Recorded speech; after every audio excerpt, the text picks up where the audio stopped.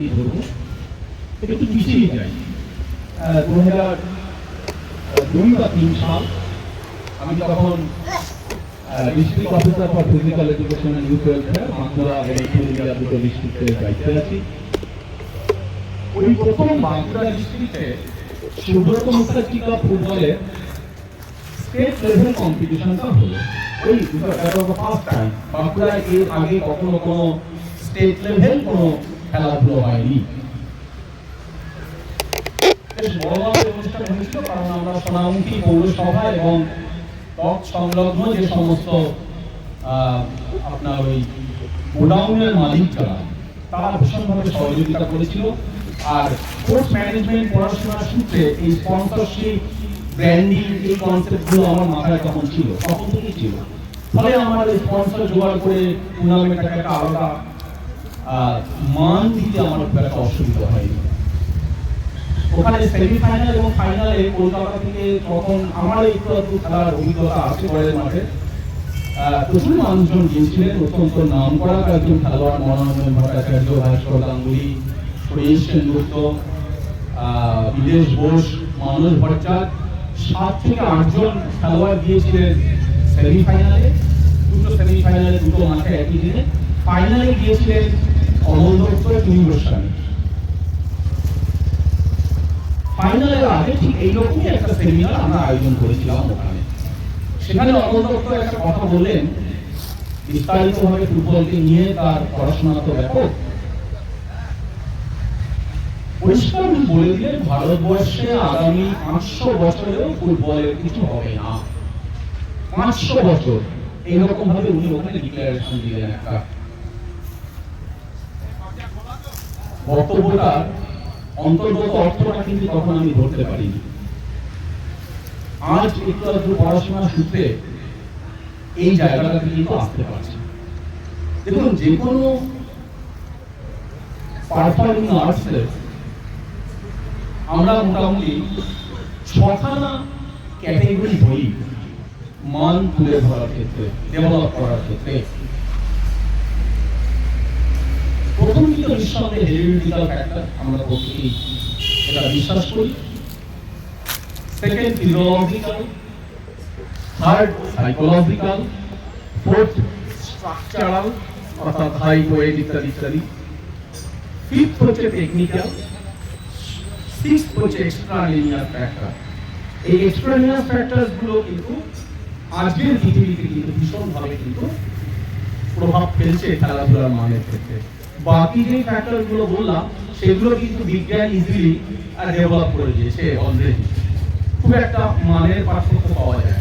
অর্থাৎ 100 মিটার স্প্রিন্টে যখন ফাইনালে 8 জন অ্যাথলেট দাঁড়ায়, তাদের মধ্যে কিন্তু কোয়ালিটির খুব একটা ডিফারেন্স থাকে না। ডিফারেন্সটা হয়ে যায় কোথায়? যে ওই দিনকে কার কত বেশি বুস্টিং পাওয়ারটা আছে, যেটা সাইকোলজিক্যাল ফ্যাক্টর বললাম।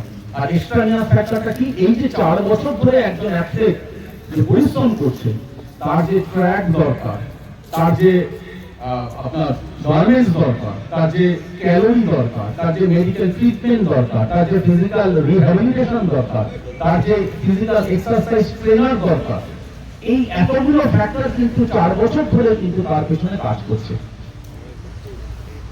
আমাদের দেশে যেই জায়গাটায় মেন অসুবিধে, সেটা হচ্ছে ওই হেরিডিটাল ফ্যাক্টর ছাড়া আর কোনো ফ্যাক্টরকেই আমরা কখনোই ক্রীড়া সম্মিলিত যে সমস্ত কার্যক্রম হয় সেখানে আনতে পেরেছি। আজ পর্যন্ত কিন্তু হয়ে ওঠেনি।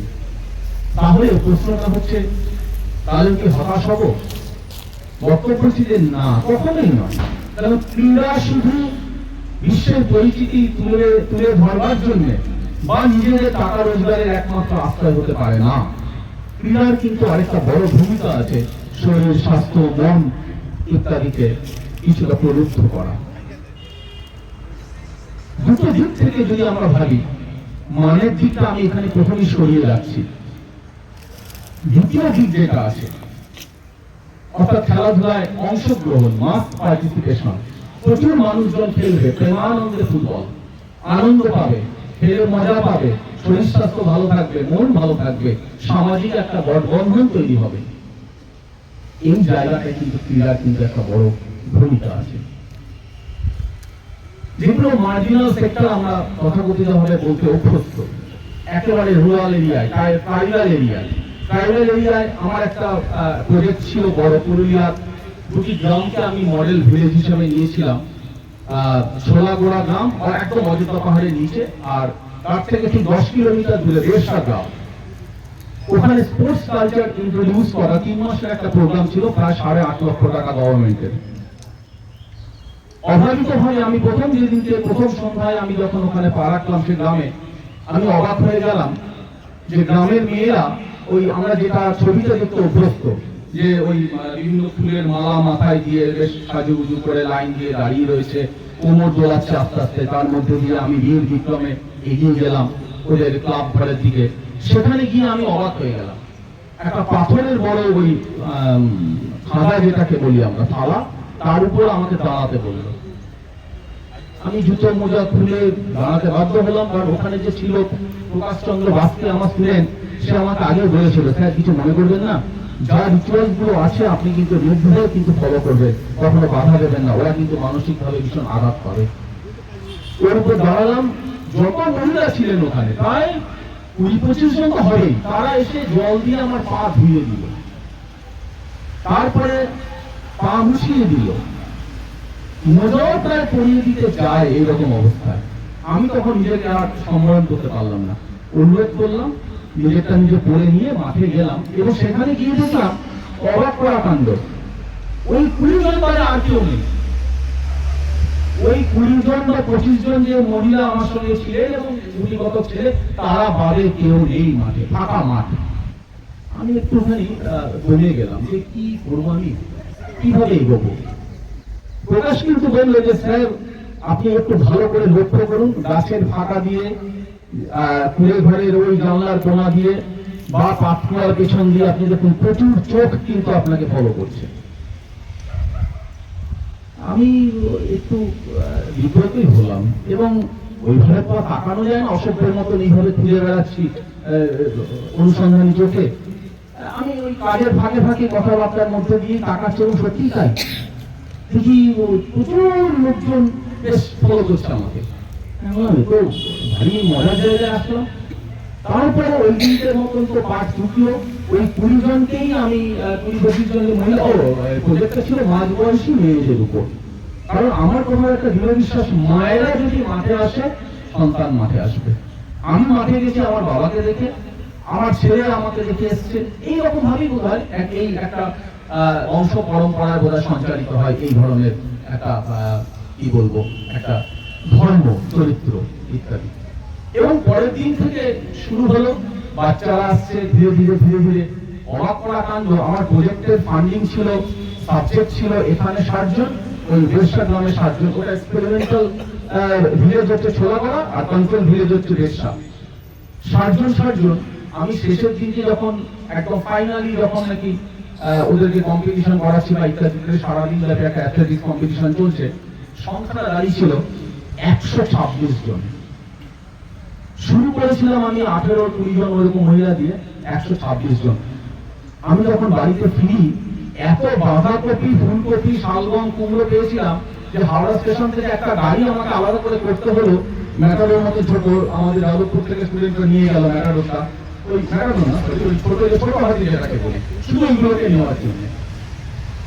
আমি যেই জায়গাটা ইঙ্গিত করতে চাইছি যে এই ধরনের প্রোগ্রাম যদি চালানো যায়, যদি আমরা করি, সোসাইটিতে কিন্তু একটা কিন্তু আমূল পরিবর্তন কিন্তু আসতে বাধ্য।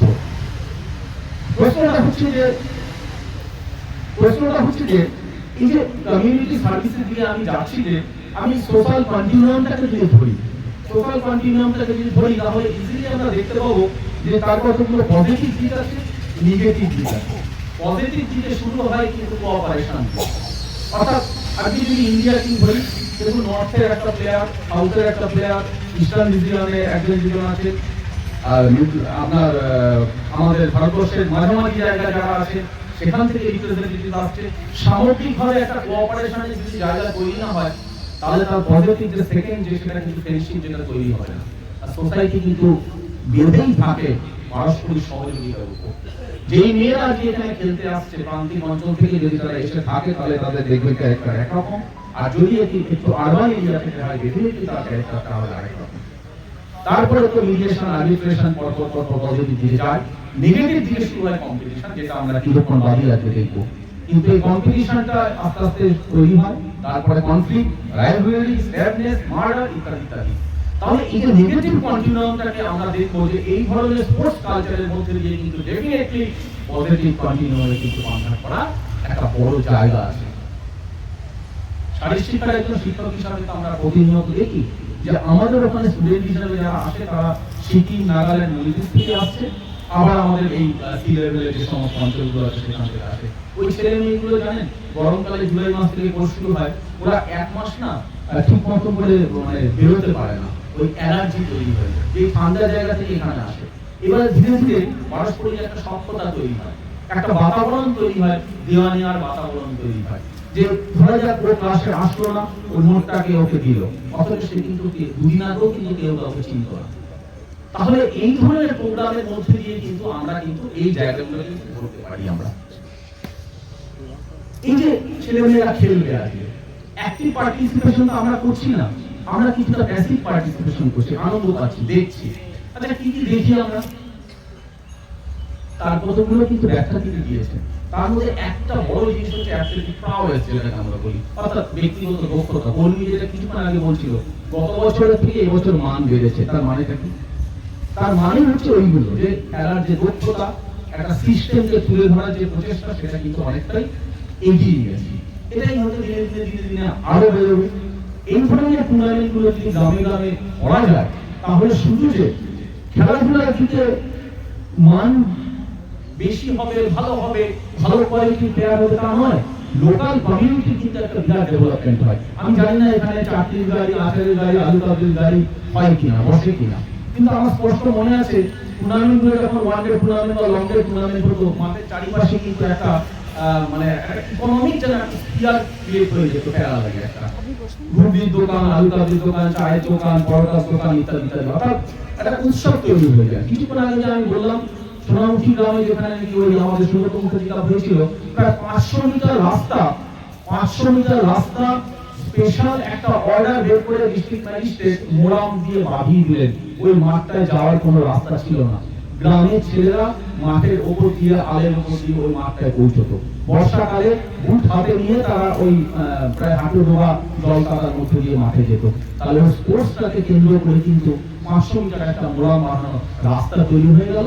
মাঠের ডেভেলপমেন্ট আমি বললাম, তাহলে এই যে একটা ইকোনমিক ডেভেলপমেন্ট, এটা কিন্তু একটা বড় পাওনা এই ধরনের যে কোনো অনুষ্ঠানকে কেন্দ্র করে। আর সেটা যদি পার্মানেন্টলি যদি স্থায়ী করা যায় কোনো একটা একাডেমি বা ট্রেনিং সেন্টারের মাধ্যমে, ডেফিনেটলি সেখানে এই যে ইকুইপমেন্ট গুলো, স্পোর্টস গ্যাজেটস গুলো, যেগুলো জার্সি, প্যান্ট ইত্যাদি ইত্যাদি, তারও তো একটা মার্কেট তৈরি হবে।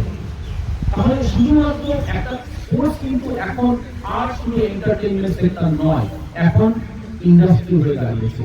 আমরা আইপিএল এর কাণ্ড কারখানা দেখে তো হতবাক। কিছুদিন আগে, কয়েকদিন আগে যে আপনার ম্যান সিটি আর ম্যান ইউ যে খেলা হলো, তার ইকোনমিক ট্রানজাকশন আমি কাগজে দেখে তো অবাক, সার্ভেটা দেখে। $80 বিলিয়ন নাকি একদিনের ট্রানজাকশন হয়েছে, $80 বিলিয়ন। মানে ম্যানচেস্টার ইউনাইটেড পৃথিবীর সবচেয়ে ধনী ক্লাব। আমাদের দেশের যে সামগ্রিক যে ইন্ডাস্ট্রিতে টোটাল যে ভ্যালু, আমার যত ধারণা, তার থেকে Manchester United personal property value সবচেয়ে বেশি। তাহলে কিনার এই জায়গাটা যদি আমরা ধরতে পারি, বিজনেসের এই জায়গাটা, আমাদের যাদবপুরে এই ধরনের কাজকর্মগুলো আমরা যে খুব একটা করতে পারছি তা নয়। আমি সাবিরবাবুর কাছ থেকে শুনতে পাচ্ছিলাম, তারা তো সামাজিক ক্ষেত্রে নিঃসন্দেহে প্রচুর কাজ করেন। এই সম্মিলনটা কিন্তু দরকার, অর্থাৎ সোসাইটির ডিমান্ড কি, স্পোর্টসকে কেন্দ্র করে, আর আমাদের এই ধরনের যে একাডেমিক যে পরিসর আছে সেখান থেকে তার সমাধান বের হয়, সেটা মানের ক্ষেত্রে হোক বা সেটা বিক্রির ক্ষেত্রে হোক। এই ধরনের প্রচুর কথা বলার আরো ইচ্ছে তো রইল আমি, কিন্তু আমি আর খুব একটা দেরি করবো না, বিস্তারিতভাবে স্বাভাবিকভাবে সে সময়টা আর নেই। আমি খুব ভালো লাগলো আমার সামান্য ধারণা আপনাদের সামনে তুলে ধরলাম। আগামী দিনে আরো বিস্তারিতভাবে বলার সুযোগ পেলে নিশ্চয়ই আমি আরো কথা বলতে চাইছি। এই মুহূর্তে এখানে শেষ করলাম। ধন্যবাদ আপনাদের সবাইকে।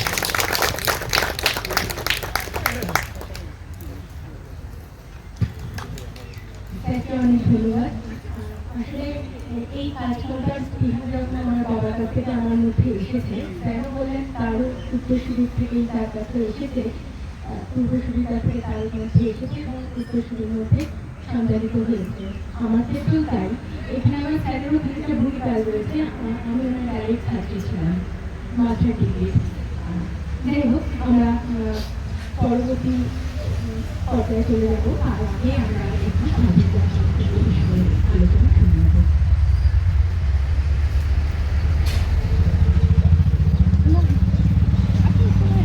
নমস্কার, প্রথমত আমি আমাকে শুভেচ্ছা ধন্যবাদ জানাবো আজকে আমাকে আমন্ত্রণ জানানোর জন্য। শুধু আনন্দধারা নয়, পৌলমী নিজের পরিবার, পৌলমী বৃহত্তর পরিবার, আপনারা যারা এসেছেন তাদেরকেও শুভেচ্ছা। আমি দেখতে পাচ্ছি কেউ মোবাইল ঘাটছে না, আর এই মোবাইল আমাদের এই খেলার ক্ষেত্রে আমরা সবচেয়ে বড় আঘাত যে মোবাইল একের পর এক মোবাইল দেখে যাচ্ছে, অথচ খেলার মাঠ ফাঁকা পড়ে যাচ্ছে। এমনকি কোভিডের সময় একটা বিজ্ঞাপন দেখলাম যে অনলাইনে সাঁতার শেখানো হবে, এইটাও হয়। তো আমাদের অনেক কিছু কেড়ে নিয়েছে, তার মধ্যে যে স্পোর্টস খেলাধুলার যে আনন্দ, অনাবি একটা যে আনন্দ, এইটা চলে গেছে। এখন অনলাইনে কিভাবে সাঁতার ফুটবল শেখাবে আমি জানি না, তাদের দক্ষতা আছে, তাদের মার্কেটিং আছে, পড়ে শিখতে পারো, অনেক কিছু আয় হতে পারে, কিন্তু কাজের কাজ কিছু হবে না।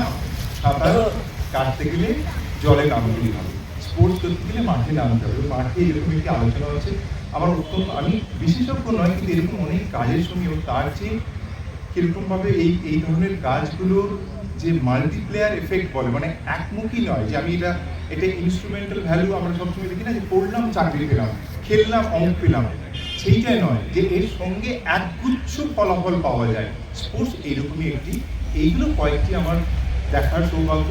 আর অশোকনগরে এলে এমনিতেই মন ভালো হয়। আরেক বন্ধু ঘরে বসে আছেন সুভাষিস, আর এখানে এত মানে পৌলমী, তো এরা এত সুন্দর গুছিয়ে এখনো যে কাজ করছে, তাই সারাক্ষণ যারা বলেন সব শেষ, আমি অশোকনগরে এলে বলি না এখনো চলবে এই ধরনের কাজ, এবং আপনারাও শুনছেন। তো এইটা গোড়ার কথা। আর আমি যেগুলো দেখেছি পশ্চিমবাংলার বাইরেও মেয়েদের খেলাকে কেন্দ্র করে, মেয়েদের খেলা মানে পৌলমী বারবার ওই কথা বলছি, খেলা মানে শুধু খেলা নয়, বিয়ন্ড খেলা। সেইটা কি, আমি কলকাতায় যদি বেশিরভাগ টাইমটাই থাকি, সেখানেও কিন্তু এক খেলার মাঠের সমস্যা আছে, কিন্তু খেলা অনেক ধরনের সমস্যাকে মিটিয়ে দিতে পেরেছে। আমি নিজের চোখে দেখেছি রাজাবাজারের এই ফুটবলের খেলায় খুব ক্লোজলি দেখেছি মেয়েদের বাড়িতে প্রবল আপত্তি, এবং তারা সবাই সংখ্যালঘু সম্প্রদায়ের মানুষ, প্রবল আপত্তি, তারা মাঠে নামবে, কখনো হাফ প্যান্ট করতে হয়, এইসব নিয়ে আমাদের সমাজে যে নানান পাঁচ বিচার থাকে, সেইগুলো অতিক্রম করে সেই মেয়েরা, যেমন রাজাবাজারের ক্ষেত্রে আমরা দেখতে পাচ্ছি যে তারা এইটা খেলার মাঠে নেমে যে ধরনের আত্মবিশ্বাস, যে ধরনের মাথা উঁচু করে উঠে দাঁড়ানোর সাহস দেখাচ্ছে, তার কিন্তু ক্রমশ 4-5 বছরের মধ্যে হয়তো কোনো খ্যাতনামা ক্লাবে প্রতিনিধিত্ব করছে না, খেলাটাকে ভালোবেসে খেলছে, কিন্তু তার মধ্যে অন্য যে গুণগুলো শিখে যাচ্ছে, অর্থাৎ পারস্পরিক সহযোগিতা, এবং যেটা স্যারও বললেন, এবং আমার অন্য একটা কাজের সঙ্গে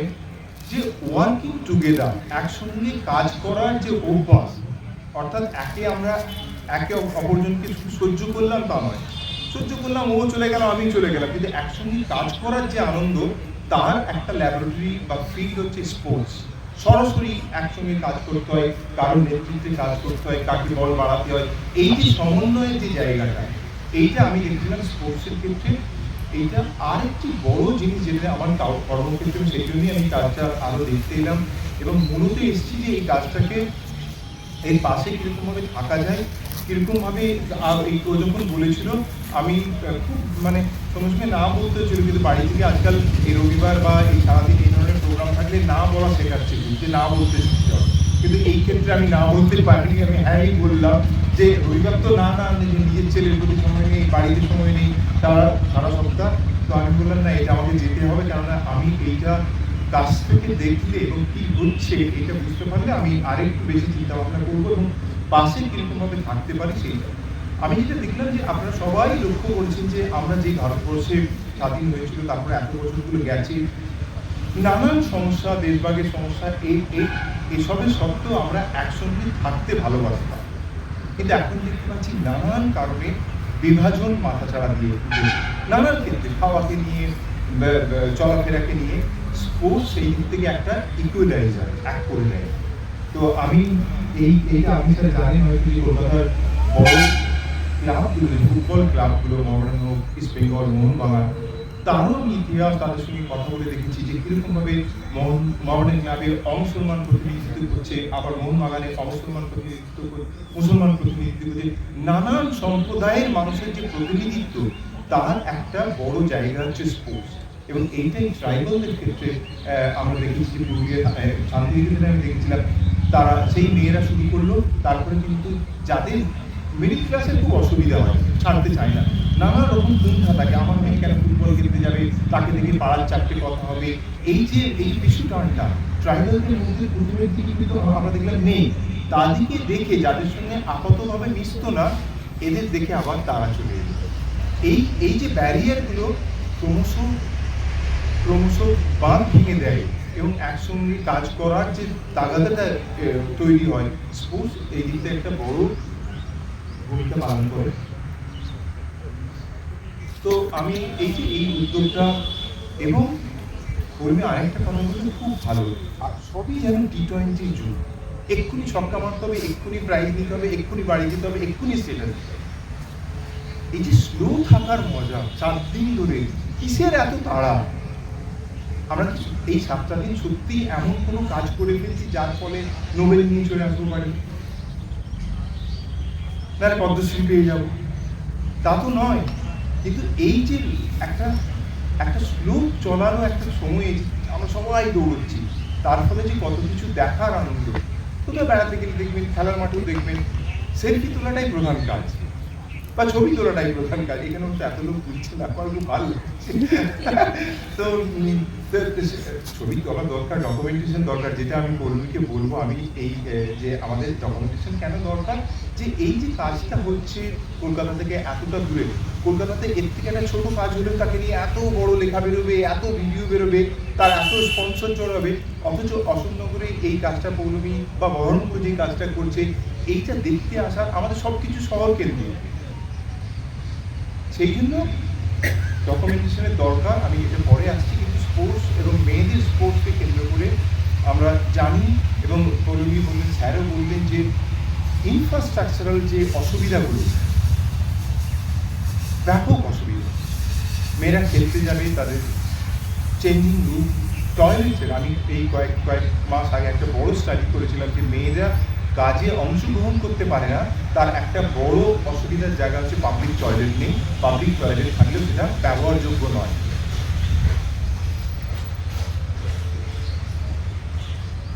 আমাদের প্রতিবেশী রাষ্ট্রগুলোতে মেয়েরা কাজের জগতে অনেক বেশি পৌঁছে গেছে, তার কারণ সোসাইটি অনেক এগিয়ে এসছে।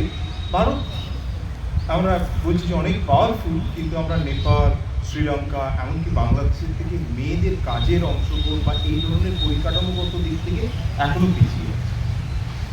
এই পরিকাঠামোগত, বিশেষ করে টয়লেট, তাদের যে ফেসিলিটিসগুলো দেওয়া, তাদের এই ক্ষেত্রে আমাদের একটা পলিসির একটা উদাসীনতা আছে।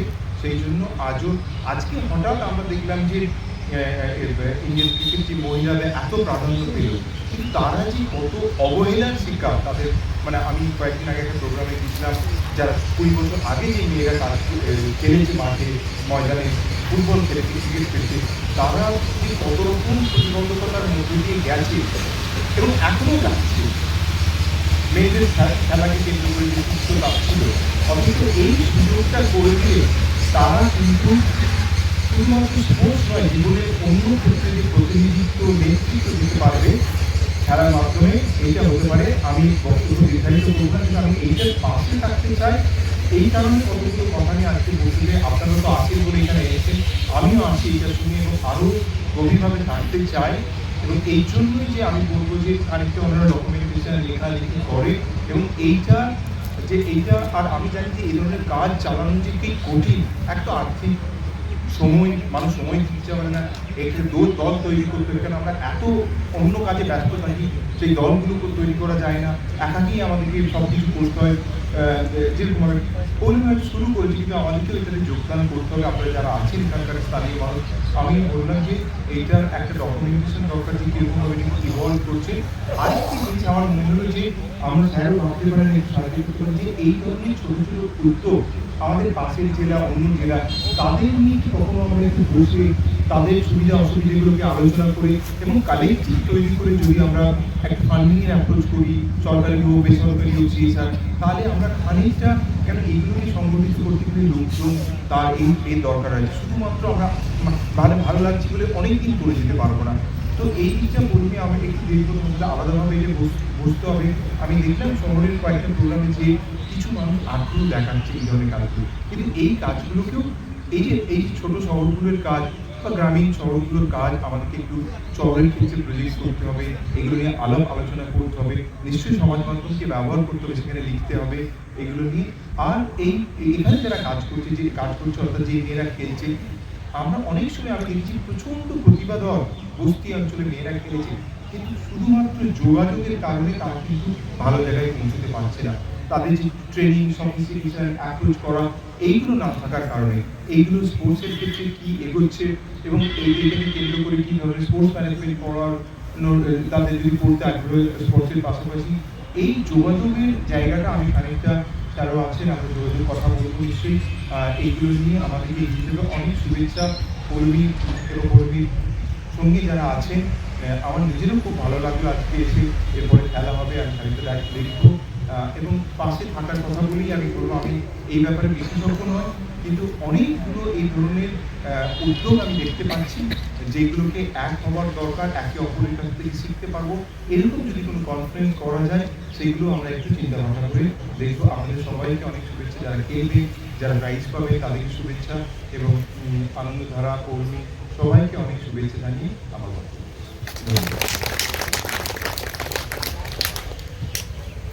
সবিতাকে ধন্যবাদ জানাচ্ছি। আমাদের মানে এই আলোচনার কথায় আমরা এইটুকুনি শুনতে চেয়েছিলাম, এইটুকুনি শোনার জন্যই আমাদের এই আয়োজন, যে কেউ আমাদের পাশে আছেন, আমাদের কোনো ভরসা যোগাচ্ছেন। এই ভরসা পাওয়া, এই ভরসা পেলে মানুষ অনেক কাজে ইনফো পায়, অনেক এগিয়ে যেতে পারে।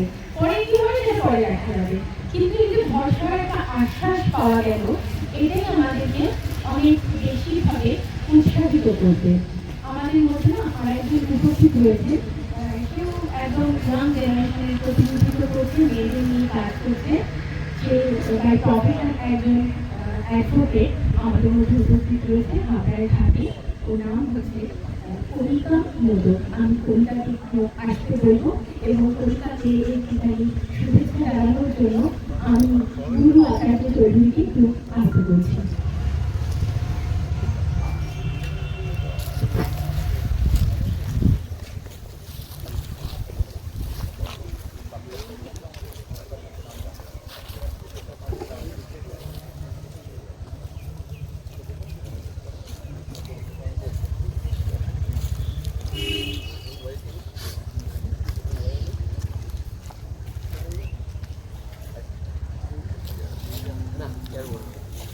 কবিতাকে বরণ করে নিচ্ছে গুরু আচার্য চৌধুরী, আমাদের সদস্য। কবিতা বাই প্রফেশন একজন অ্যাডভোকেট এবং ও মেয়েদের নানা রকম আইনি সমস্যা সমাধান ইত্যাদি বিষয়ে পিছিয়ে পড়া মেয়েদেরকে সহযোগিতা করে। অনেক শুভেচ্ছা জানাচ্ছি।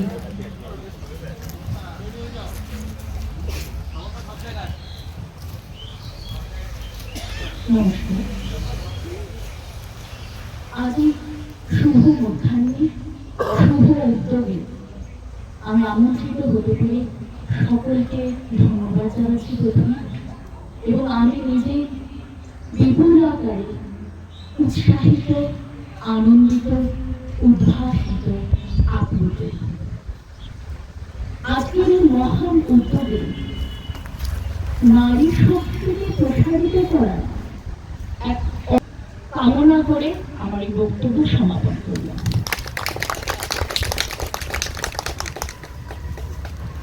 ধন্যবাদ জানাচ্ছি কবিতাকে। আমাদের দুটো টিম রেডি হয়ে গেছে। এরপরে আমরা সংবর্ধনা অনুষ্ঠানে চলে যাবো। তার আগে এখানে আমাদের সামনে উপস্থিত রয়েছে যারা খেলাকে কেন্দ্র করে পড়াশুনো করছে। তোমরা আজকে এই সেমিনারটায় অংশগ্রহণ করে সেমিনার মানে একেবারে বাস্তবে দাঁড়িয়ে কতগুলো মানে চিন্তা ভাবনা আদান প্রদান এখানে হলো। এই প্রসঙ্গে তোমার কারণ কিছু বলার আছে কি, বলতে চাও? আচ্ছা, তোমরা একটু একটু ভেবে নাও 30 সেকেন্ড বা 30 সেকেন্ড থেকে 1 মিনিট। আমি একটা ছোট্ট কথা আপনাদের জানাচ্ছি যে আমাদের আমি বসে থাকতে থাকতে মনে করলো যে আমাদের যাদবপুরের ইনস্টিটিউশনাল ইনোভেটিভ কাউন্সিল আছে, একদম যাদবপুর ইউনিভার্সিটির ইনস্টিটিউশনাল ইনোভেটিভ কাউন্সিল। এর কাজ হচ্ছে মেইনলি এই কাজটা টেকনোলজি আর ইঞ্জিনিয়ারিং ফ্যাকাল্টিতেই কাজগুলো হতো, কারণ আমরা জানি যে রিসার্চ মানেই ইকুইপমেন্ট বা কিছু প্রোডাক্ট তৈরি মানেই তো ইঞ্জিনিয়ারিং ফ্যাকাল্টি। কিন্তু ভেরি রিসেন্টলি আইসিটি একটা নতুন আপনার সার্কুলার জারি করেছে যেখানে আর্টস, কমার্স এবং সায়েন্স আর ইঞ্জিনিয়ারিং টেকনোলজি সবাই মিলে একটা উইংস তৈরি হবে, এবং এআইসিটি সেই উইংসটা যে রিসার্চ এন্ড ডেভেলপমেন্ট সেকশন সেটা ডেভেলপ করে তৈরি হয়েছে। সেই ক্ষেত্রে আমরা ওই জায়গাগুলোতে ধরার চেষ্টা করি যেগুলো ইনোভেটিভ আইডিয়া, বারবার বলছি গতানুগতিক পদ্ধতি নয়, সামাজিক কি কি প্রবলেম আছে সেই প্রবলেমগুলোর সলিউশন বের করা। সেটা যে শুধুমাত্র কোনো যন্ত্র মানে প্রোটোটাইপ বলি বা তার বড় ভার্সন বলি তা নয়, কোনো একটা ডিজাইন, কোনো একটা আর্টিস্টিক স্ট্রাকচার ইত্যাদি ইত্যাদিকেও কিন্তু প্রচুর রকম ফান্ডিং করার সুযোগ আছে। ফলে আমি পরিমিতিকে অনুরোধ করবো এবং কবিবাবুও আছেন, যদি এই ধরনের কোনো ইনোভেটিভ কোনো ডেভেলপমেন্টাল আইডিয়া যদি আসে ডেফিনেটলি যোগাযোগ করবেন। আমাদের ফান্ডিং এর প্রচুর সুযোগ আছে, যাদবপুর বিশ্ববিদ্যালয় এই ধরনের ফান্ড করতে অভ্যস্ত তাদের বিভিন্ন জায়গা থেকে, এবং এটা একটা বড় সুযোগ এই রিসার্চটাকে আরেকটু এগিয়ে নিয়ে যাওয়া। ধন্যবাদ সবাইকে।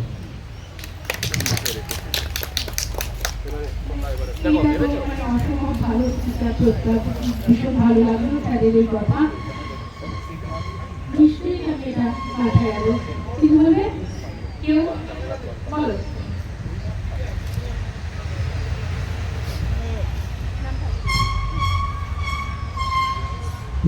সবাইকে আমি জিৎ ধরে বিজেপি বাণিজ্যের একজন পাঠ্যত দ্বিতীয় সেমিস্টারের ছাত্র। বর্তমান যুগে এক যে আমরা দাঁড়িয়ে আছি সেখানে নারীদের যে ভূমিকা সেটা তো আমাদের অস্বীকার করলে চলবে না, কারণ আমরা দেখেছি আগেকার সমাজে নারীদের একটা পদতলে রাখা হতো, সেই জায়গা থেকে বর্তমানে তারা নিজেদের যে বিস্তার সেটা বিভিন্নভাবে দিয়ে চলেছে। দেখা গেছে আমরা 1900 সালে যে অলিম্পিক হয়েছিল, 1900 সালের অলিম্পিকে কিন্তু নারীদের প্রথম যে তারা পার্টিসিপেট করে সেটা প্রথম হয়েছিল।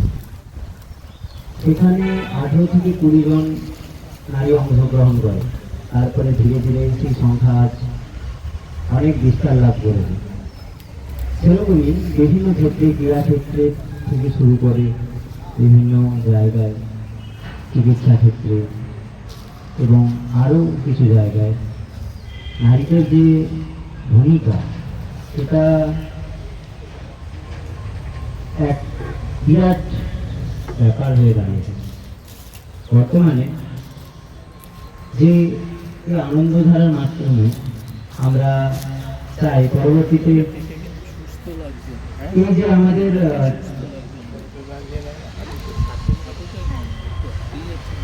এই আমরা ছাত্রীর যে প্রোগ্রাম ছিল শুধু সেই প্রোগ্রাম ভিডিও যতগুলো টিম অংশগ্রহণ করেছে